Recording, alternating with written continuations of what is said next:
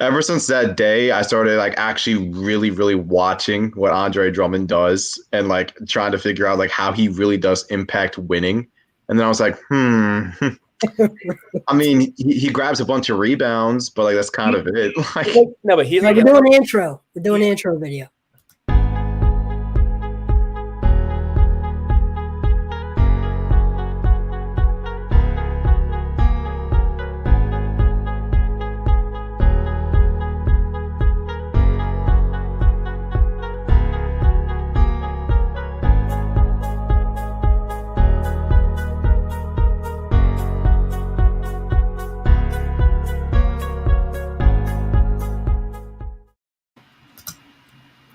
It's Monday. It's the night before the preseason starts. We are here. Thanks, everyone, for tuning in. It is week 4 of our mailbag as we prepare for the NBA season to return. We are here for your comments, your questions. With me is Austin, Mr. NBA Krell. Austin, how are you doing?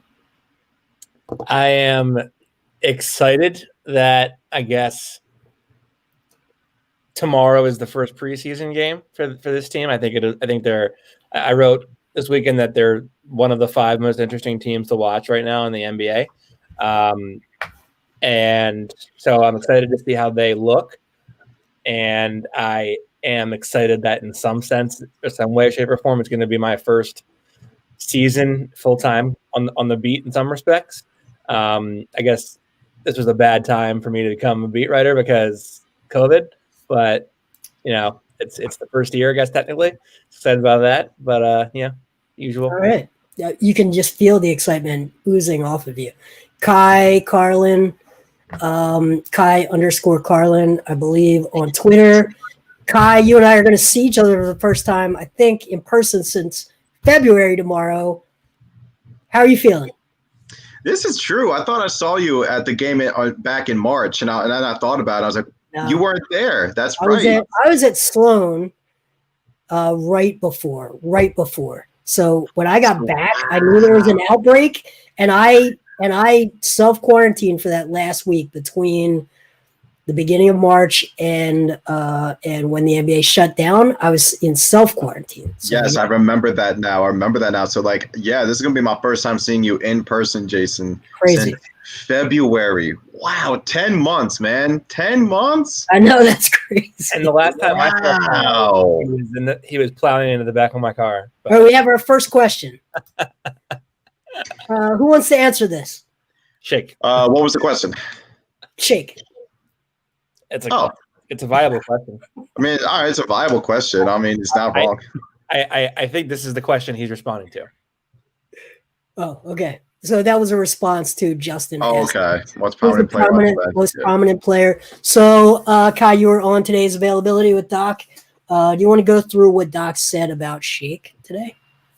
I guess I will. I mean, I wrote something about it for Sixers Wire right away, so I might as well. I mean, Doc pretty much just kind of went off. He was like, listen, Shake is going to be a hell of a basketball player. You can see it, all over him. And I feel like ever since Doc took the job, Jason and Austin, and I know you've been on these availabilities as well, Doc has us really, really praised the hell out of Shake Milton just from saying he can really get to the rim. He's saying he can knock down jump shots. He's going to turn him into the sixth man, basically. He might be the team's version of Lou Williams and Jamal Crawford, guys. That's kind of what it really does sound like. But, hey, he loves Shake. He loves himself some Shake Milton, and for good reason. Yeah, he does. And Dwight Howard as well, who will really be the defensive anchor, I guess, for that second unit. Even before he really knew Shake's name, I think Shake had stood out to him. I will tell you, just looking from the photos, we haven't seen these guys in person yet. Physically, he looks like his body has matured just from some of these photos. So maybe good lighting, maybe good angles. But if Shake has added the 10, 15 pounds that he said he did, and added that with muscle, like the photos look, you could be looking at a much different player. Let me go through what Doc said about him, because it was Kai. If you have the quote condensed, I'm looking through the. I was thinking today, like, how I could tweet this, but I also didn't really want to like come up as like I don't want to be like a thirsty Badger, so I didn't tweet it. But it's kind of like you wouldn't think that Shake was the 54th overall pick in the draft based on how people talk about it. Like you would think he's like maybe an early second round pick, late first rounder, but I mean 54th overall, you usually don't get this kind of value this early on, and he's like in his third full year in the NBA, and he's already like. I'm gonna try something. We're live, so I shouldn't, but I'm gonna try something. I'm gonna play what Doc said about Shake. We'll see how it sounds. A lot of guys. I mean, Shake is going to be, he could be a starter or a six-star. Shake is going to be a heck of a basketball player. He really is. You can just see it all over.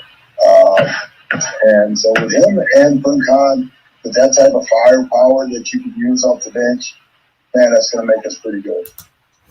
How did that sound? That sounded all right. Okay, so Furkan also. Do we have a? Let's see. We Mr. Krell.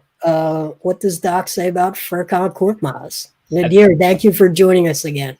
Didn't he say like he? I didn't see any kind of direct quotes on Furkan, but I remember I saw something that said on the lines of the vibe was he would be like heading up the backcourt with Shake, which to me is a mistake. I mean, I would probably say why aren't you giving those minutes to Maxey? Why isn't it a Maxey, Shake backcourt? Which I mean that quote could have been taken out of context. I don't know. I can't comment on it because I wasn't there today. But I would not be using my minutes on Furkan Korkmaz. We know you know what he is. I mean you know exactly what he is. Why is he going to be commanding minutes? You should be giving them to the rookie. Yeah, I hear you. He's gonna be a guy that if he starts out 2 of 2, you're gonna keep him. You're gonna let him play like 17 minutes, see what else he can do. He starts out 0 of 2, and then you're like, all right, that's it. What if I told you? To your point, you know what he is. That Furkan Korkmaz is younger than Matisse Thybulle. He is younger than Matisse Thybulle. No, he is. But the thing is this: Thybulle probably has higher upside. He's more athletic, and he can defend. Can Furkan? Is Furkan athletic? Does he not have cement feet? Can he defend? No. Well, Furkan dunked on the entire Chicago Bulls organization back in February. Okay, I think it's fair. I think that his limitations are fair, and we talk about him a lot on here.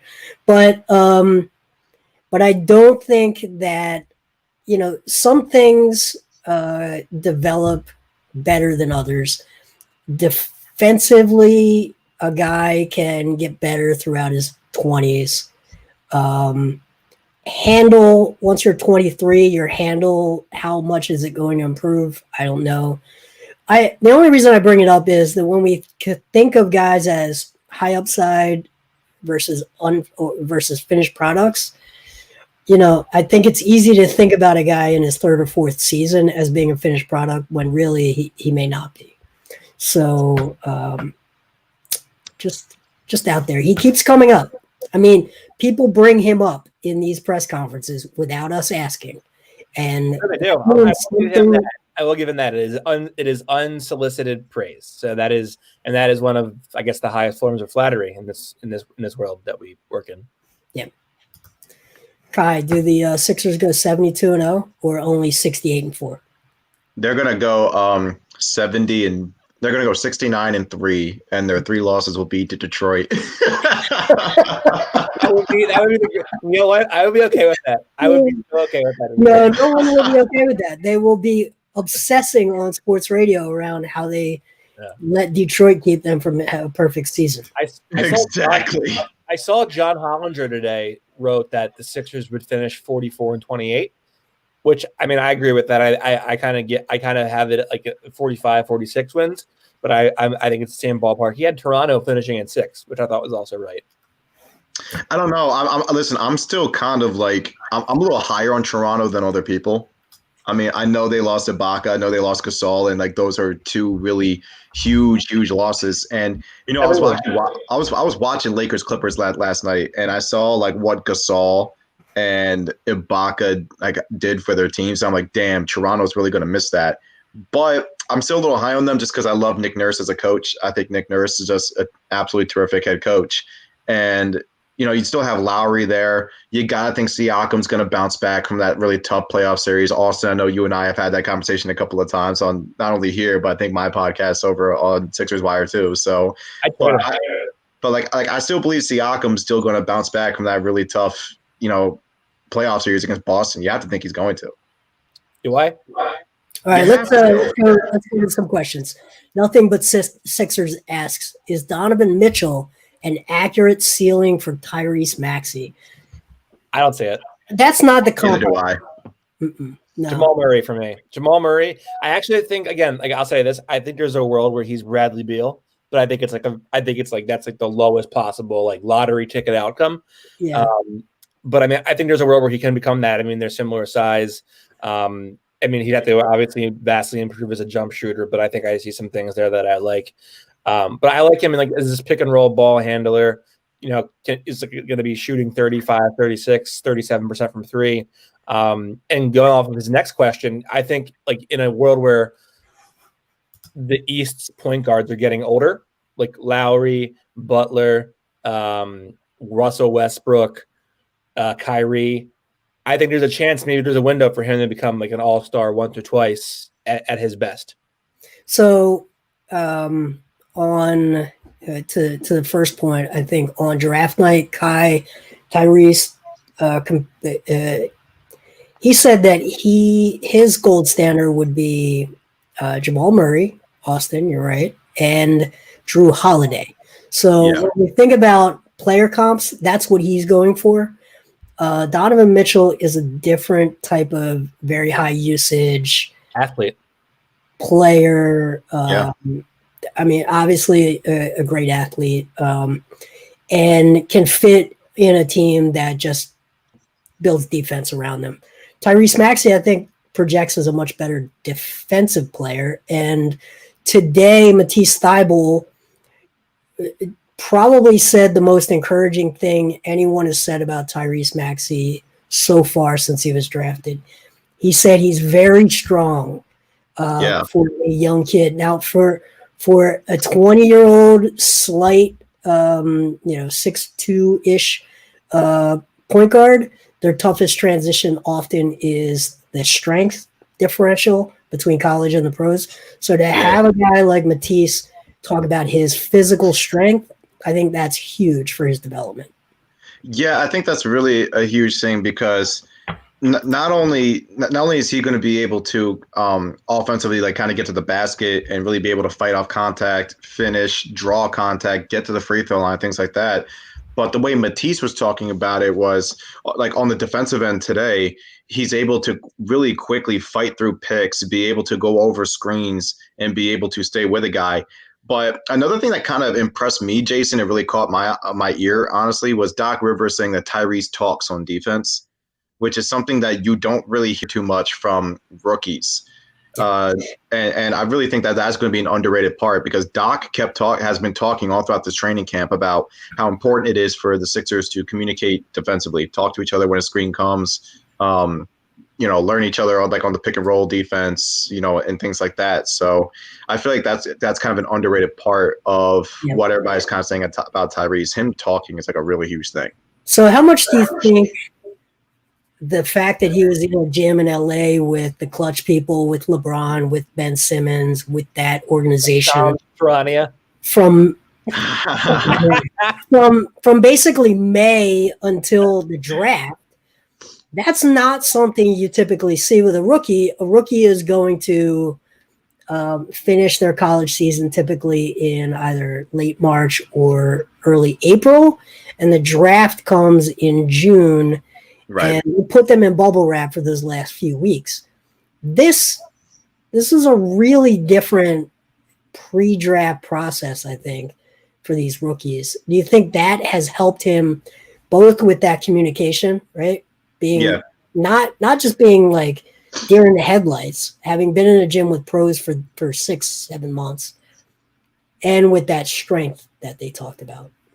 I think if you're a smart rookie, you see that layoff from COVID, and you're like, this is a golden opportunity for me to get in the gym with pros, and get get myself at least ready, a little bit conditioned to play at the NBA level with speed and strength, for sure. And I think the more Doc can trust him to really dig down deep and to be a team defender, and to give maximum energy as an individual defender, he could very quickly take off and be like a difference maker on this team in a positive way, very quickly. And I think like if you have that trust in the early going, you're listening to instruction, and you're being coachable, that can change your career trajectory so fast. Yeah, I think it's a great point. Let's pivot away for a bit. I'm sure we'll get back to Maxey many times. Anthony Hands, thank you for joining. Joel Embiid can be the best player, but this team will not win a chip unless Simmons is most valuable. He has to take that next step. That's the key to the championship. Guys, what does the next step for Ben Simmons look like? What is that?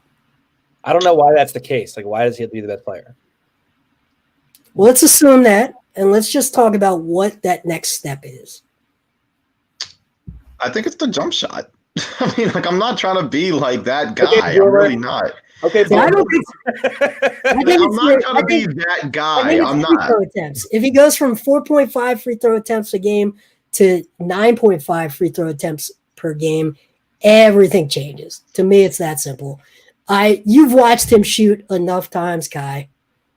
It's not going to be the jump shot. That's not going to be it. Just for me, okay. Ben Simmons to me is already a top 15 player. Like, okay. That's how highly I think of Ben Simmons, just because he can literally do everything out on the floor except for this jump shot.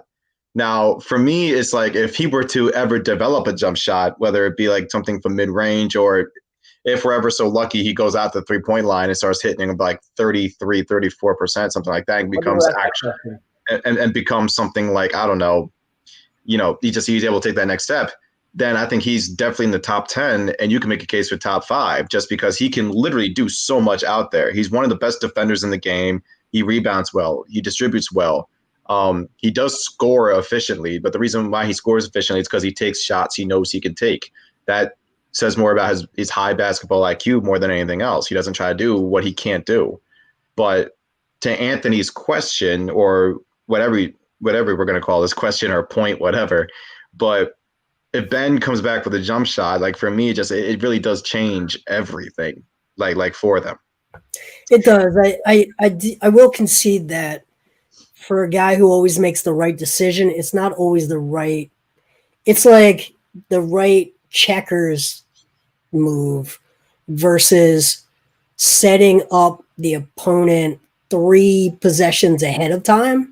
By making them respect certain things, not settling into really knowing what you're going to do because they know the math also, so they know how you're going to play, so they can set up for it. So instead of driving downhill into a wall of defenders at the rim, because they all know you're going to be there, they meet you there, you, in possessions ahead of time, make them think twice. Diversify your decision-making a little bit, even if in the moment it's not the best decision. In the long term, it might stress the defense in a different way. So I will give you that. Shooting really does open up a ton of other things. By the way, while we're on this topic, and everybody has fun with Austin. I'm number one fan of Austin Krell, but I got a text today, and you got this text as well. And the text said, "Guys, have you ever actually tried to shoot from NBA distance?"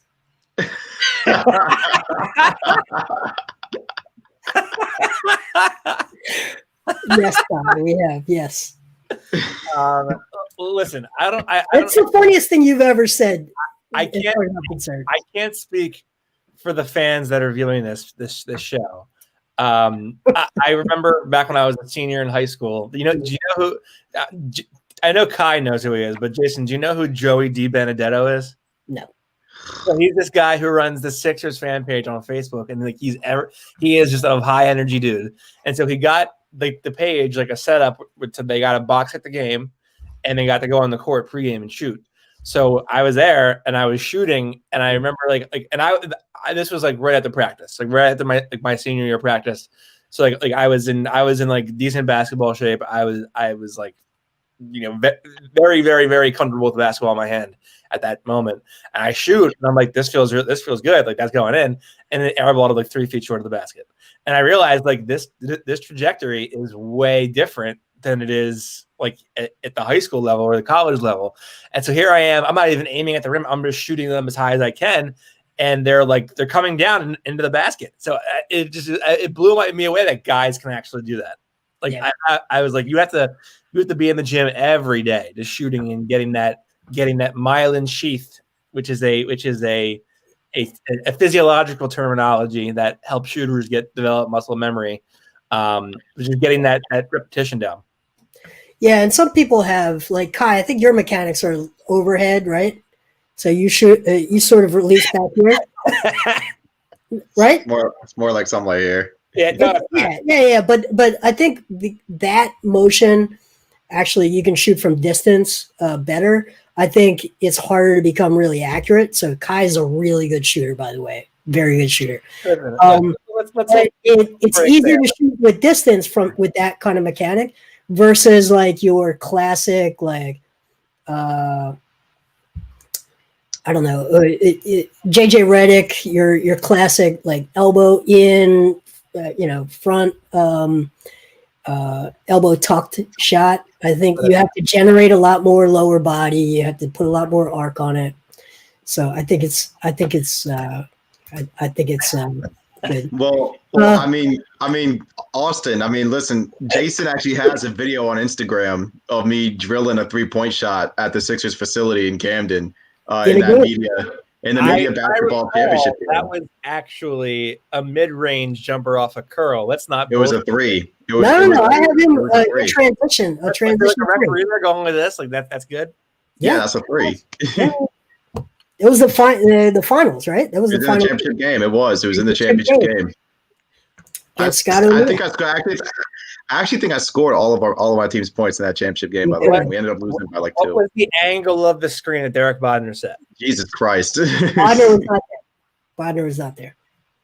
I think he was in Miami. Who was on your team, by the way? Not that anyone cares. But actually, I couldn't name you who was on my team. I mean, they were kind of. I don't think there was a lot of media people on your team or on Scott O'Neal's team. I think it was a lot of like team personnel. Yeah, and I mean, like I kind of carried them to the championship game. Furkan, like what's the guy's name? Demetrius Jackson. Demetrius Jackson. D-Jax. Anthony Hands, let's go back to you. Next step is his aggression, talking about Ben Simmons. I expect nothing from him shooting wise, but the mindset needs to change. I'm the best player on the floor. I'm taking the game over. So what does that mean to you guys? Like, what is that like? I mean, what is that mindset? I think without being able to score 3 levels, you can say that, but really when they just create a wall at the rim, like what does that matter? I mean, if you want him to take over a game and have that mindset, I don't think he's coming out and nailing 6 jump shots in a row or taking 6 jump shots in a row for that fact. So I think what that means is like you have to put him in an environment where he's comfortable with like, I'm going to put as much pressure on the rim as I possibly can. And like, I'm going to get downhill, speed things up in transition, make defenses really like backpedal as fast as they can and make them make decisions. And they're going to make mistakes.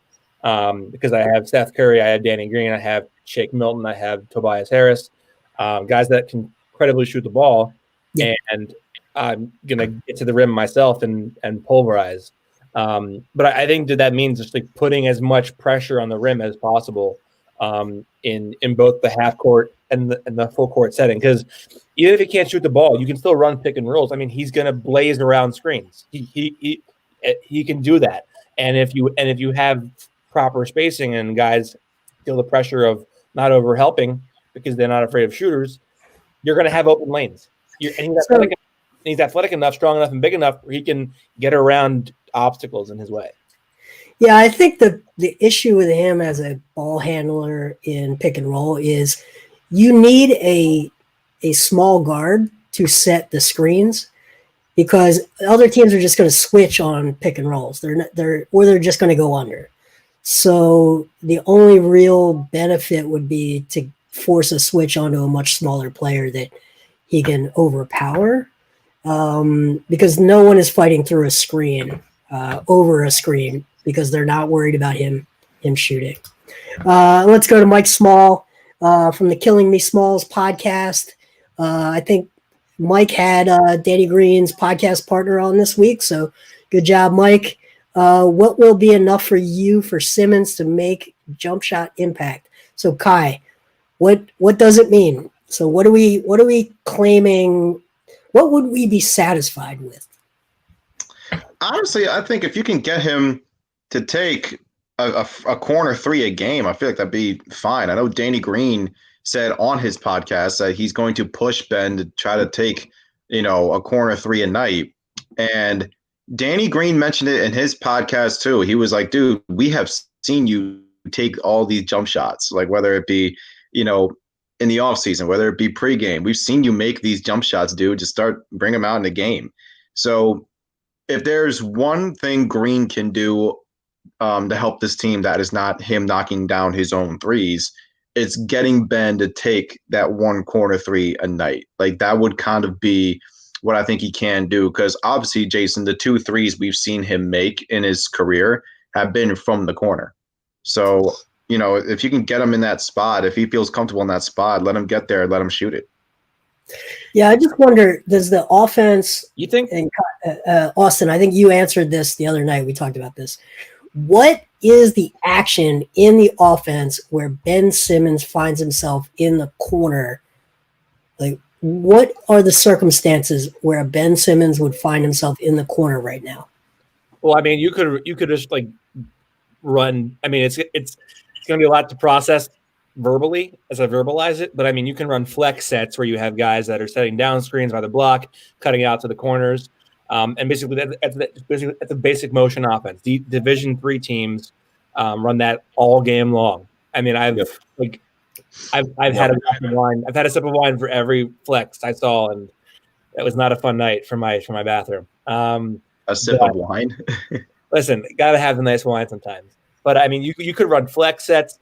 You could even there are hammer plays that they could run. You would typically run a hammer play out of like a timeout for like a Danny Green or a Seth Curry, but just have like a flare screen going into the corner, gets Ben wide open with a pass throw in the opposite block, and you can make that happen. I mean, there's so many plays you could run for that, but I also don't know that like if it's a play that is front and center designed for him to shoot a three, maybe that puts pressure on him because he's thinking about it a lot. Yeah, I don't think they're going to design anything to get him open in the corner. I'm interested in which part of their offense where that actually becomes his design role, right? Is it out of the dunker spot? Out of there's a what's the action where the guard comes off of 2 screens, staggered screens from below the basket? It's like a stagger screen series that I know in the NBA it's called like. Well, so this would be more for a shooter. You wouldn't see this action run for Ben Simmons, but maybe he's involved in a floppy action where it's just like floppy, right? So he would be the 4-man in a floppy, where his action after the screen would be to run to the corner to space as an outlet, maybe, or roll. Like if you have a hot night, with Seth, you're gonna have 2 defenders trying to check the guy coming around the screen. Just dive to the rim. It's a perfect deep. Yeah. No. I definitely think there's a lot of that opportunity. I'm trying to think of where the opportunities are for him to take threes from the corner, because I do agree that's his best chance to get good at it and comfortable with it versus above the break. But I just don't know that the opportunities will be there. Rufus Rogers, thank you for joining us. It drives me nuts that people underrate Ben because he doesn't shoot threes. Okay, and let's be clear. We all think Ben Simmons is a fantastic player. Kai said it earlier. He's top 15 player in the NBA. And NBA Twitter loves Ben Simmons. He's the best player according to the NBA Twitter. He's a very good player, and he's usually the best defensive player on the court. And I agree with that. And he's the best playmaker often. I agree with that. And for years, I didn't want to talk about his shooting whatsoever because I just didn't see the upside. So I didn't see the point of discussing it. Crazy on the inside, I don't agree with that. I don't agree he's crazy on the inside. I don't think he's an elite finisher at the rim. I think he finishes too cute. I think he's still got some confusion where he favors his right hand to finish with, which is odd for a left-handed player. Yep. And maybe Kevin O'Connor's right. Maybe he is right-handed. O'Connor. I was just gonna say that. He will contort himself when an obvious left-handed layup is there to take a much more difficult right-handed layup attempt. So that's I don't agree that he's crazy on the inside. I think he has huge opportunity to grow as a finisher at the rim. And if he does that, then it doesn't matter that much if he's not spacing the floor. So I agree with Rufus there. Going back to like your point, and you said like he tries to finish cute. I completely agree with that. And like the most telltale sign of that, there are times when it's like, okay, he has an obvious clear advantage here. He has one more step he can take to get to the rim.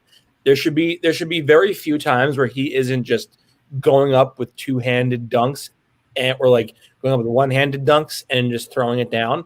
There's no need to jelly it. You don't have to like do all like to leave it short of going in the hole. Just throw it down, get the 2 points, and walk away. And the reason I think that he doesn't do that is that he doesn't like going to the free throw line. So going back to my original point about him is he's got to want to go to the free throw line because if he does, he can get there. He can draw the contact, but he's got to, instead of this, he's got to do this. He's got to turn it over and try to push it on people, and he'll get fouled more. What's that? There's that motion. Not like this. Like this. There we go. That's it, right?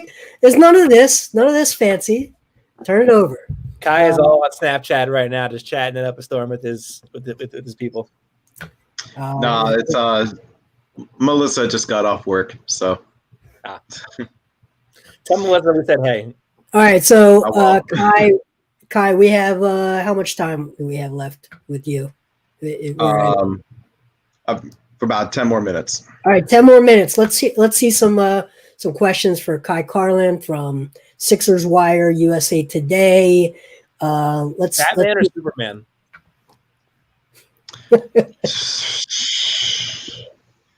Batman is the worst superhero in the history of superheroes. So I mean, the answer should be clear. It's Superman. It should be completely clear. I mean, Batman is just a dude with a sore throat and a Halloween costume. Wow. Well, I would counter with, and I'd probably agree, but I would counter with Superman. Superman isn't really a hero because Superman is never really at risk. So without having danger, how can you be a hero? That's the point. He's super. He's not just a hero. He's a super He's hero. not a hero. He's not a hero. He's just. No, you're right. He's not a hero. He's a super Yeah. hero. The reason that Batman needs a is because he has no superpowers. So he's gotta protect himself. So he's actually taking more risks. Listen. So he's a bigger hero. He's not super. I refuse to give respect to a man who keeps getting beat by a dude in red Fenty lipstick and wearing wingtip dress shoes and nothing but a crowbar in every single episode. All right, like I'm not giving no respect to that. He's getting beaten by a woman who does that. What do you care? All right, let's get back to this. Kevin Keel. Wait. I have a question. Do you believe that Doc actually doesn't care if Ben Simmons shoots the ball? Do you believe it? No. No. Any coach is going to want. I just wanted to make sure. Yeah, no. Any coach is going to want potential open shots to be taken. Obviously, right. Absolutely. But he's also a Doc's special sauce is creating an atmosphere where everyone stays confident. So why would he say it? Right. Yeah. Kevin Keel, I hope I'm pronouncing your name correctly from Twitter. Thank you for tuning in. Who's your prediction for breakout player of the year, both for the Sixers and the entire league? And I like this one because we tend to focus too much on the Sixers. So let's start with Kai's going to think about the entire league. I can see his brain. I have my answers. Yeah. Go ahead, Austin. You start while Kai thinks. I have my eyes set on Michael Porter Jr. I am very, very high on him. He showed a lot of upside in the bubble. Just got to get his head right and got to actually genuinely care on defense. But I'm a big MPJ fan. I think he's the reason the Nuggets can contend for a finals appearance this year. He's my guy. And then for the Sixers, I don't know that I think anyone's going to break out. I just don't know who that guy would be. I guess maybe it's Tobias. Maybe he averages 21 a game, and then maybe if they're overperforming expectations or they're a top 3 seed in the East, they get 3 All-Stars, and he's one of them. I just don't know that there's anything. Shake is an obvious answer, but I mean, I just Shake kind of already broke out last year. Yeah. Well, he may have. He didn't score 10 points a game, so I think he got on a lot of people's radar. This might be the year where the nerds found out about him last year. He might hit the mainstream this year. But going back to Michael Porter Jr., I hear a lot of bad things about his coachability. So do I, but so does he get his coach fired and then, Michael Malone is pretty ingrained in that Denver culture. If MPJ wants to play and wants to get paid and get upgraded from that 14th overall pick salary, you better shut the hell up and listen. Yeah, but I'm not sure that he will. So I worry about him. I think he's got the talent for sure. But, man, if your coach doesn't like you and you're not a good defender, it's real easy to keep you off the floor. So you got to be on the floor to break out. You can't break out from the bench. My JV coach did not like me. He did not get along. I was a horrible defender. Didn't get much playing time. Didn't make the league. That's what it comes down to. Tough. All right, so Kai, who's your breakout for the Sixers and for the NBA? I guess we'll start with the Sixers because that one's a little easier. A guy off the top of my head is Matisse, just because he's already a great defender, but obviously offensively he kind of had his peaks and valleys in terms of his shooting. I think he shot 35% from deep on the season, but I think it came in peaks and valleys. He shot 32% through the first 12, 15 games. And then for the next 15, he shot 52% from deep. And then he was 48%. And then after that, I think to end the season, I think he shot 22% from deep. But the point is it came in peaks and valleys. So Matisse probably would be my guy, would be my pick to kind of break out this year. Obviously, he already had a good year defensively, but offensively on that end, I think he'll have a pretty good year under Doc. In terms of the league, I've got a couple. Deandre Ayton is one guy off the top of my head for Phoenix. Just because I thought Ayton played pretty well in the bubble. He wasn't Shaq or anything, but I thought Ayton played well in the bubble. And now that he's going to have Chris Paul there, maybe Chris Paul could help him elevate his game a little bit more. Another one is Lonnie Walker the fourth in San Antonio. I mean, if Walker the fourth can stay healthy for the Spurs playing under Pop, I feel like the Spurs and Walker, that's kind of a perfect marriage just in terms of player development. You said one. That's I've got like a couple, man. You can't just kind of settle on one guy. And then I do like MPJ too. I love MPJ. I mean, to be honest with you, Austin, we could just kind of throw this shit all out the window and say Sekou Doumbouya for the Pistons this year. I mean, what do you think? It's not Spee? Or did Spee break out last year? I remember I evaluated him like when he was coming in, and I like watched him play. And when I had to present my evaluation, because I was in like a scouting program, like a camp for it, I guess, I was like, is this guy even a second round pick? And everyone scoffed at me. But like, what is he? What is he? He's a lottery pick, Austin. He's a lottery talent. Yeah, so was Markelle Fultz. How'd that go? Markelle Fultz, I mean, listen, take away the number one pick nonsense, but Markel's averaging he averaged like what, 12 and 7? I mean, that's kind of good for like being the 13th or 14th pick.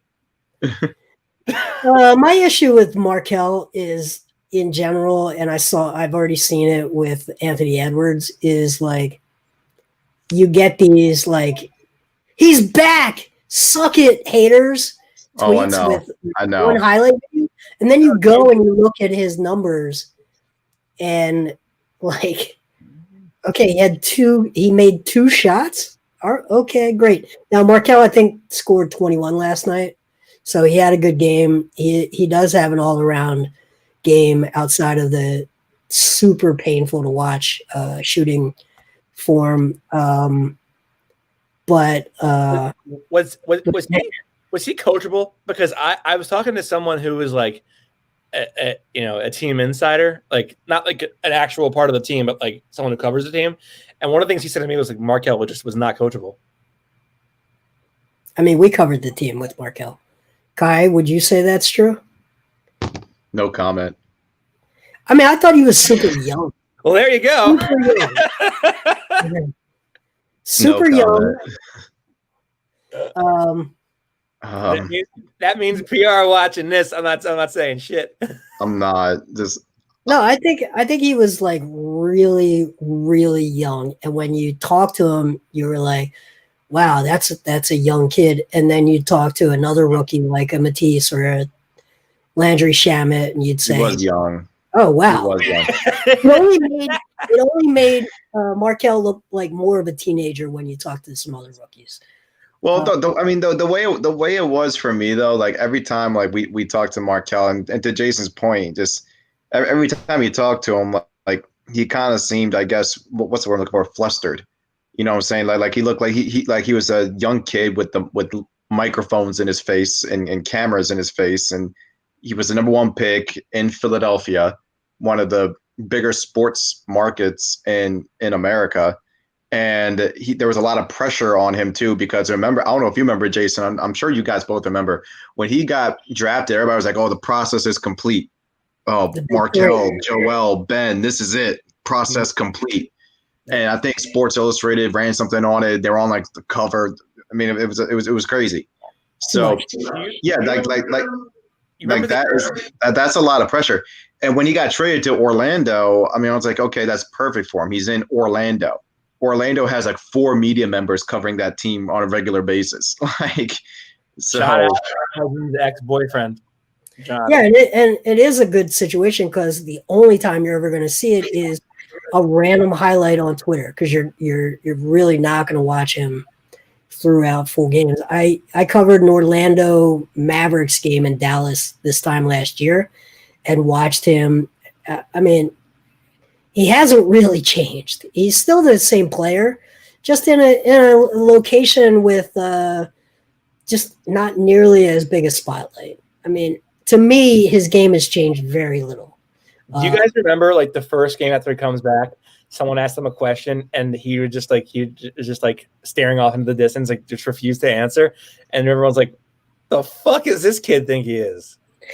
I don't find him I think arrogant. He's just young. Yeah, he literally didn't answer the question. You just like skipped over it. I know, but listen, the kid was also 19. I mean, he was like, think about to where we were when we were 19. Like when I was 19, I don't know what I would do if I was Markelle at 19. I mean, I was an idiot at 19. I'm still an idiot now. I'm 27. So Okay, we got a lot of people watching Three Idiots, and we do appreciate it. Let's go back to another question. Rufus, thank you again. Who is the heart and soul player on this team? It used to be TJ and JJ. No, it was never JJ. No, JJ was the mercenary. Definitely not. No, yeah. And mercenary is exactly the right term. It was never JJ. Who is going to step up? So I guess this is the who's the Frosty Freeze out? Who's the Justin Anderson? Oh yeah, Justin Anderson. Oh yeah, heart and soul. Does he play enough? He's gonna be the guy that just like does like a spin around in the lane and just throws a one-hander on somebody, and he's gonna look at the bench, and Joel's gonna be like, "Come on!" like the big like outstretched like motion that Joel makes, and you're gonna see Simmons do the little like motorbike thing. He's like, I feel like it should be Mike Scott. What? Mike Scott play more than Justin Anderson, I think. So I feel like it should just be Mike Scott, just because the dude has a don't take no shit personality for one, and for two, he's a guy who just like always goes to war for his teammates no matter what. I know we all remember that the "I ain't no bitch" comment after the Milwaukee Bucks brawl with when it got into him and Eric Bledsoe. I feel like it should be Mike Scott. I'll make the argument for Mike Scott. I feel like it should be Scott. Let's try again with audio. I'm going to play a Mike Scott clip from today. I'm just trying not to suck. Just try not to suck. Yeah, it's trying not to suck. That's who he is. Now, listen, when I was in Orlando during the middle of one of I was actually around this time last year. I think it was right after the Christmas Day game against the Bucks. I went down to Orlando, and I think I asked Mike pregame, like, what's his mindset before when he goes out on the floor every night, and he says to not be asked. Ironic. I asked him. I asked him today. I was trying to give him an out because I've been sort of speculating that confusion on whether he should crash the offensive glass versus pop and be available as a shooter caused some of his weirdness with his feet. He didn't take that excuse earlier. He said that when his shot wasn't falling, he was just trying to find some other way to contribute. I do think he's an underrated teammate in a lot of ways, and he just seems like a much more valuable part of the team when he's shooting 41% from three versus a really streaky 36% like he did last year. I also think that it's incredibly helpful for him to recognize the branding that Philadelphia has given him as like this like folklore of, I hope I'm using that right, but folklore of like Sixers Twitter, where it's just like there's like the worst sect of it just is all over him and like loves him to death, and those are the ones that have the most followers and appeal the most to like the public platform that is the Sixers. So I mean, I think that's helped him as well. You think it has not helped him? No, I think it has helped him. Helped his relationship with fans, or helped him as a player on the floor? Well, I think it also restores like some of the goodwill that you like, that like he's part of the team still. Like they haven't traded him for pennies yet. Because I mean, let's just be honest here. People are still talking about quotes he gave 2 years ago, and it's like they gave him $9.8 million. Well, come on, let's be objective here. A lot of his ability and staying power has been on the goodwill that he can foster with the fan base. I think part of it is. The timing on when he signed that for that money was. It's easy matching salary. It was mid-level. I think it was mid-level money, or it like fit in the cap in a very specific period of time where they had it to spend.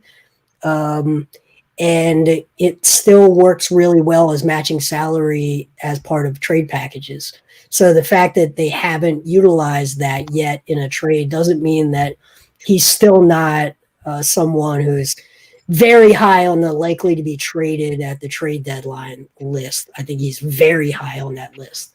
I think any way you try to make a deal work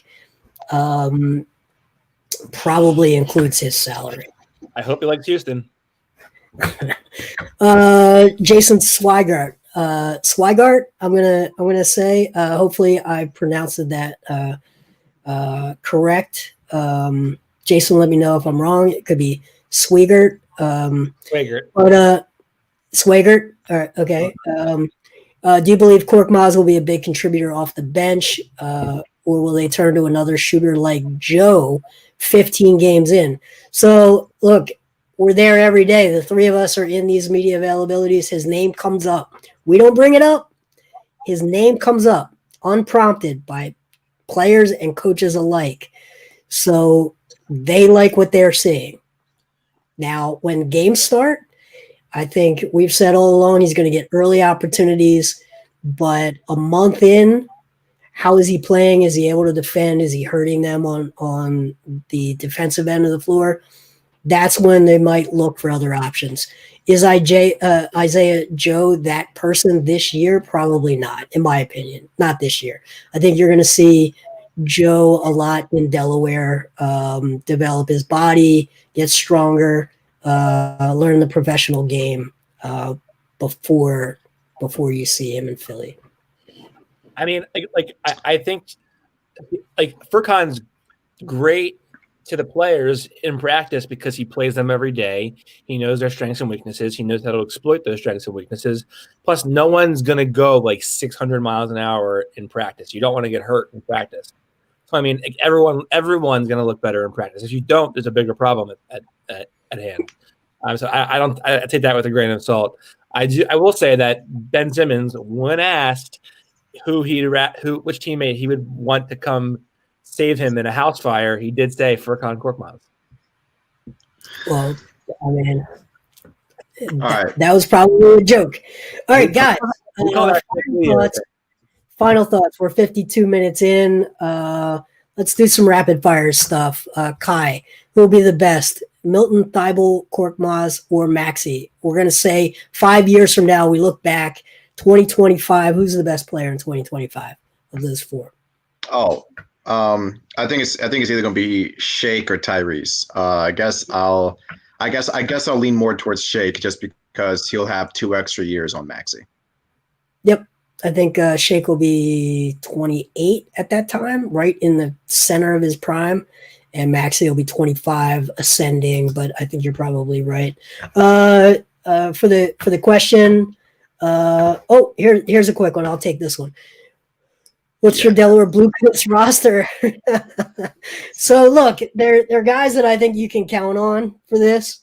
Paul Reed is going to be in Delaware. Dakota Mathias probably going to play a lot in Delaware. Isaiah Joe is probably going to be the number one scorer for that team option. It'll be interesting. Until this morning, I really kind of thought that Tyrese Maxey was going to be sent to Delaware quite a bit early in the season just to make sure he was getting enough playing time to develop. But the way guys talked about him today was very promising. So that may not happen. But I think you go back through the rest of that roster. I think Justin Robinson from last year's team signed late in the year. Looks like he will be back. I haven't gotten any indication. We know guys like Chris Kamaja are in Europe. Haywood Highsmith in Europe. Both of those guys made lucrative contracts to go play in Europe. So good for them. They've made it. But I think you're going to see a lot of new faces in Delaware as the new, very extreme, experimental philosophy of a Daryl Morey concept is applied down there. You're gonna see them try some really interesting things down there. Torrey Thompson says, "Is covering sports professionally all it's cracked up? It is definitely not. It seemed like a fantasy job." It's definitely not. But is it a reasonable career path if you want to do what you love but also be successful? Kai Carlin, let's answer this question. You're in this journey right now. Yeah, I'm gonna go first. For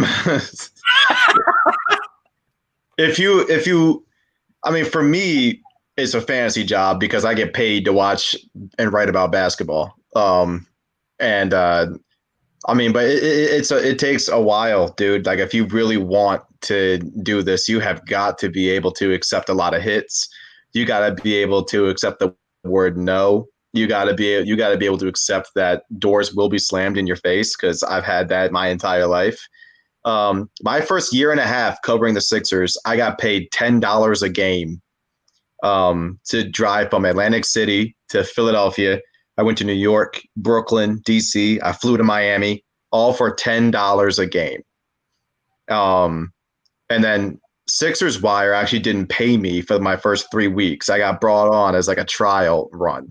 And then for 3 weeks, they started paying. After that, they threw me on the payroll and started paying me $300 a month. Yeah. Then I got promoted to editor in August of 2019, came with a pay raise, now making only $1,000 a month. And then after bonuses, if I can hit them, $1,750, right? So then I actually just recently got a pay raise, about a week ago. So I can't complain too much. I did get another pay raise from USA Today, so I'm excited and happy about that. But I mean, you have got to be able to work your ass off and realize that there will be a lot of just really tough nights. and there's going to be a lot of nights where you doubt yourself, and maybe you want to consider something else, but you got to be able to keep pushing forward and just really brush off a lot of criticism, man, because there is a lot of them in this business. Yeah, I think it is. It's not a critique of anything other than the economy of media in this day and age.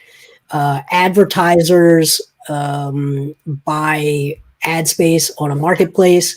Ad revenue online has absolutely cratered, where newspapers in the 80s and 90s were able to pay really good salaries to have people all over reporting a bunch of things. That just doesn't exist anymore. The internet ad revenue was really lucrative, and if you want to read an interesting story about the Crossing Broad and their acquisition from this past week, it talks about awesome. But in 2018, I think the algorithms changed, and almost overnight, ad revenue cratered again online. So money is being squeezed out of this industry. So unless you're a Stephen A. Smith and or Woj and you're able to thread the needle, and those guys are really talented, and Austin's going to get there.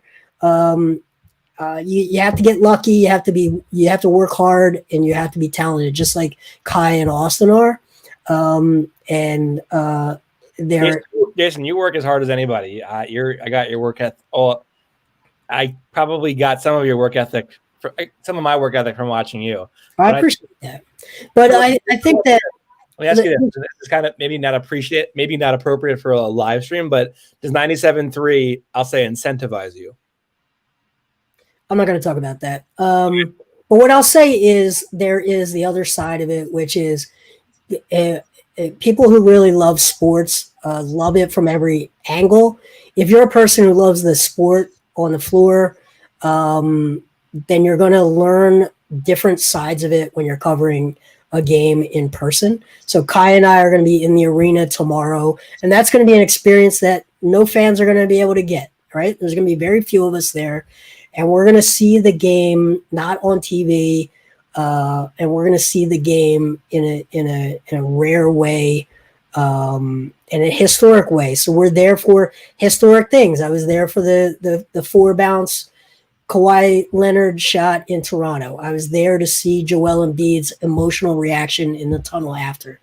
Kai has had small moments off the record in the locker room where you learn things that you just otherwise would never get to understand about human nature, around competition, around the greatness of humans, and maybe the failings of people that other people look up to. So there's a lot rewarding about this. The money is really a problem in this industry. And does that get solved? Different companies have tried different paths. You're going to see a lot of companies follow the Crossing Broad, sort of give you gambling content and feed you gambling content because that's where the money is. You're going to see the Athletics of the world try to get you with monthly subscriptions. The New York Times is doing really well with subscriptions. But the old school ad revenue, what you're saying with the painted lines is, where we started out very much as a web online platform, we are pivoting to live streams and engagement with you guys in real time because, quite frankly, we look at the numbers and the numbers aren't good when it comes to clickbait. Even clickbait right now can't really make you much money. So everything changes. It's a really tough career because out from under you, irrespective of the work that these guys do every day, you have an industry and an economy that is changing underneath of them on the business side. So look, it's great. It's fascinating. It sucks at times. When it's a Tuesday night and Charlotte's in town for the third time in the past month, that sucks, right? But there are other times, man, where somebody just gives you something like the "I ain't no bitch" moment in the locker room. Like, those are pretty cool moments, and you're able to share your perspective with the world. That's pretty cool as well. And to give some context, just because to add some perspective here. I work in finance throughout the day. And so that's sort of how I fund this part of my life. I'm not going to speak on pay or anything. It's a lot of nights writing very, very late, editing late, talking to people late, and just constantly trying to build connections that, cold emails, cold texts, those type of things every single day. And so you have to have the ambition and the drive to keep it up for sure. I'm still finding my path for sure. I haven't made it by any sense of the imagination, but the work ethic required, it cannot be understated. You have to be willing to not reap immediate benefits for quite some time in order to build your reputation, in order to make it worth it for somebody else to give you a chance. Well, what I'll say about these guys, that having known Austin and Kai for a couple of years, is the skills that they're learning throughout this process will pay benefits for the rest of their lives. So in that sense, you guys are both going to be much more successful for having gone this journey, regardless, whether it be in production, whether it be on the business side of it, whether it be as the face in media. There's many different ways and paths in life, and the two of you are going to be far more successful because you've done this, and because you're taking this journey and putting in this work. So, and the last thing I'll say, learn from my mistakes, and I've made a ton of mistakes. I've been at this for 2 years, and I've made, Jason knows, I have made countless mistakes, issued a million apologies, all that in the sort. The best thing you can do for yourself is, number one, drive yourself and push yourself to work harder than the next guy. Because a lot of people, you separate yourself because a lot of people just, they don't care enough about it. They don't want it bad enough to stay up and do it late and not get paid for it. That's sort of how you separate yourself, and just be nice to everybody. You never know who's watching. You never know who knows who. Think about everything you say, and just be as kind as you can to everybody. And to Austin's point, it was actually around this time last year. I took a bus up to Boston December 12th for the game against the Celtics. It was an 8:00 start time. I was at TD Garden till 2:00 in the morning. And then the Sixers were home the next night against the Pelicans. So I slept in a bus station in Boston for about a couple of hours and caught my 6 a.m. bus to go from Boston back to Philadelphia. I parked my car in Philly. So when I got back to Philly, I changed into another suit and then drove to the cargo center.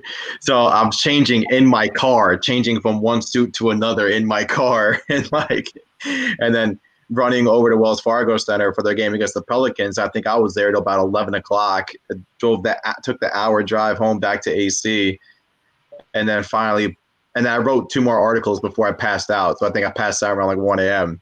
So that's like 48 hours. Moving in the media bathroom. He just as the suit is like a shaving cream. He just like Tom Moore walks in.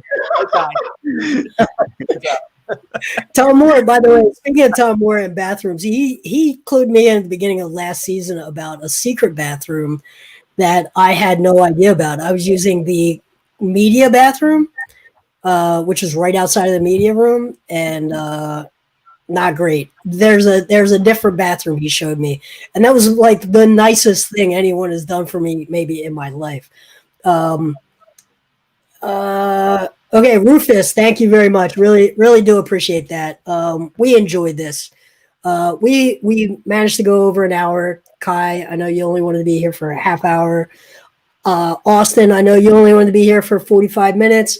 I told you we would be done when the fans said we were done. So do we know anything on Lamine Diane? Diane? No, I think it's Janae. Janae. Okay, that's it's not Diane. It's Janae. I don't know anything. I haven't heard anything about him.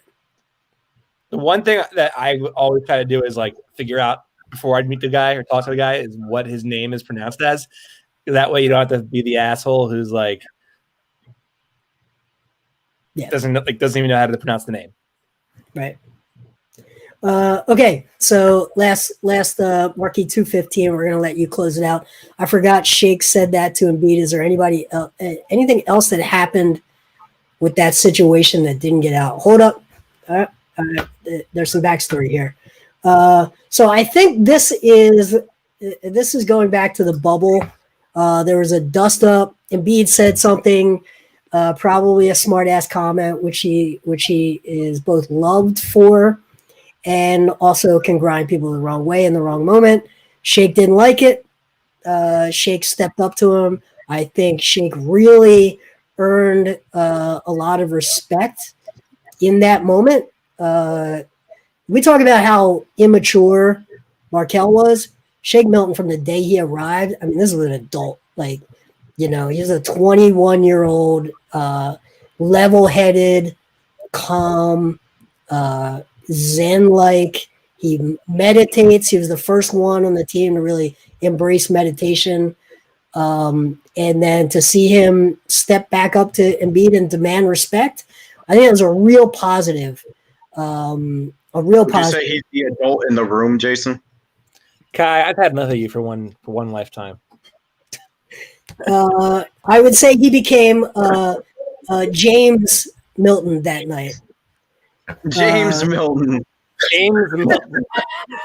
No. He became Malik Milton that night. He became Malik Milton that night. Malik Milton. Yeah. There we go. So anyway, let's close it out. Again, appreciate everyone who joined. I put up the preseason roster for tomorrow night. For those that asked, I will put that out on Twitter just so everyone has it again. You can follow Kai Carlin at Kai_Carlin on Twitter, and follow his writing at USA Today's Sixers Wire. NBA Krell, Austin Krell on Twitter. You can find him at the Painted Lines. Does a great writer, probably the best writer we've got, certainly on the basketball side. I would say probably the best writer the internet's ever seen, but I don't want to overstep. Probably that the internet's ever seen, but it is 2020, so I don't know what that says. So we're gonna shut this down, but thanks everyone. Real quick, Marky 215, in case PR sees this, to answer your question. No, I was just kidding. The Furkan Korkmaz going into a burning house to save Ben Simmons question was never a thing that ever actually happened. I was just making that up as a joke. Thank you. That's all. What a great joke. Best writer on the internet, best comedian on YouTube, maybe. I'll be here all night. People are saying your super chats. All right. Thanks, everyone. Really appreciate it. And tonight, tune back in, 8:30 tonight. Austin will be back with Brock Landis with the feed to Embiid. You guys are going to get into a bunch of stuff. I'm sure numbers will be thrown around, analytics, shot charts, true shooting percentages. Oh boy. The things that make your toes curl. The things that you say in the bedroom are gonna be Wow. just Wow.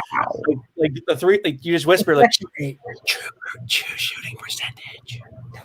Okay. Good night, everyone. We'll see you again next week. Thanks, Kai. Thanks to Austin.